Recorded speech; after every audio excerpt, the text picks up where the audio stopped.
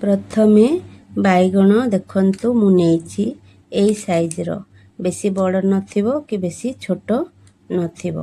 बैगण को भल भाबरे धोई नेबे ओ देखंतु मु जेमिति काटुछि सेमिति चारि फाळ करिकि तार मुंडी जेमिति न छिंडिबो सेमिति काटी नेबे।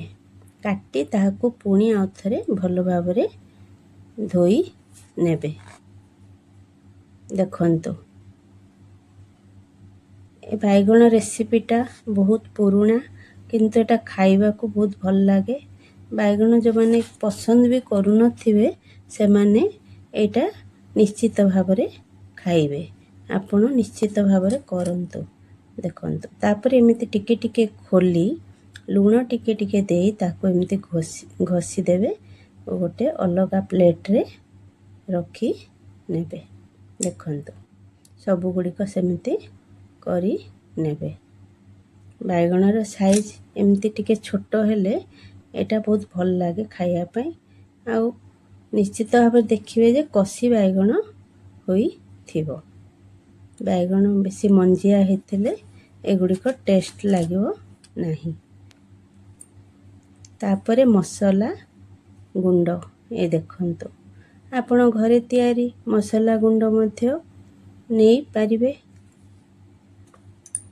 रुचिर हो भारत मसाला हो जोटा भी आपण निजे नहीं पारिबे निज पसंदर। देखंतु मसाला गुंड बैगण को देखी नेबे। मु एठारे 6टी छोट छोट बैगण नेछि तेणु मसाला गुंड 2 चामच आउ 1 चामच मरच गुंड हलदी गुंड आधा चामच नेछि।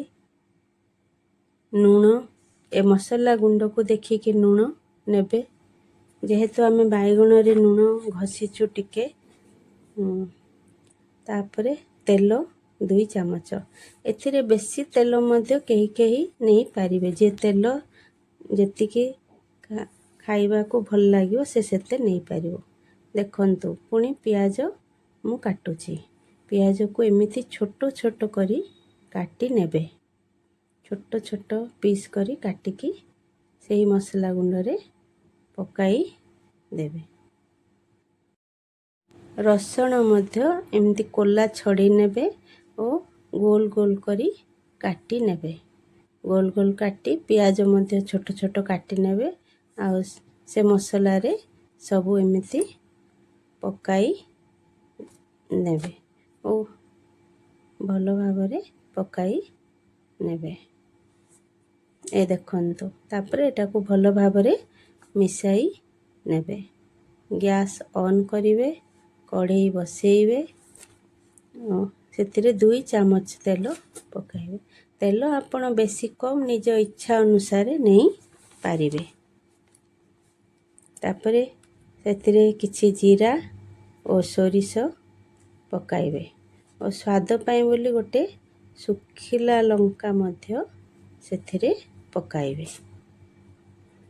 तापरे ए जो बैगण देखिले सेतिरे मसाला एमती देखंतु मो जेमती पुराउची सेमिति सबुथिरे मसाला भरी नेबे।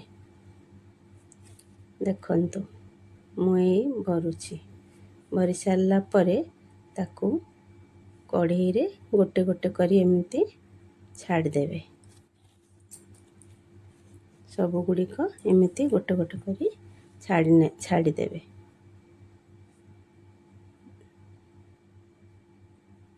तापरे बड़का हेतिबा जो मिक्स मसाला टाको ता ऊपर मध्य सब जाक पकाई देबे और टिके टिके ओलटाई देबे। किछि समय परे एमिति ओलटाई देउथिबे।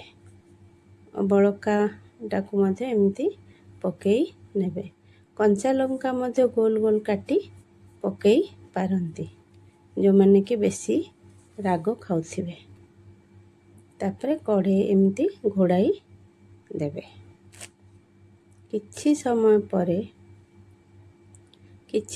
परे टिके जस्ट सिझिला परे पुणी ओलटाई नेबे। देखंतु ବହୁତ ଟେଷ୍ଟ ଲାଗିବ।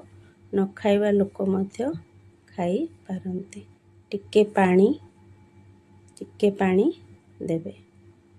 ପୁଣି ଭଲ ଭାବରେ ଘୋଡ଼ାଇ ଦେବେ।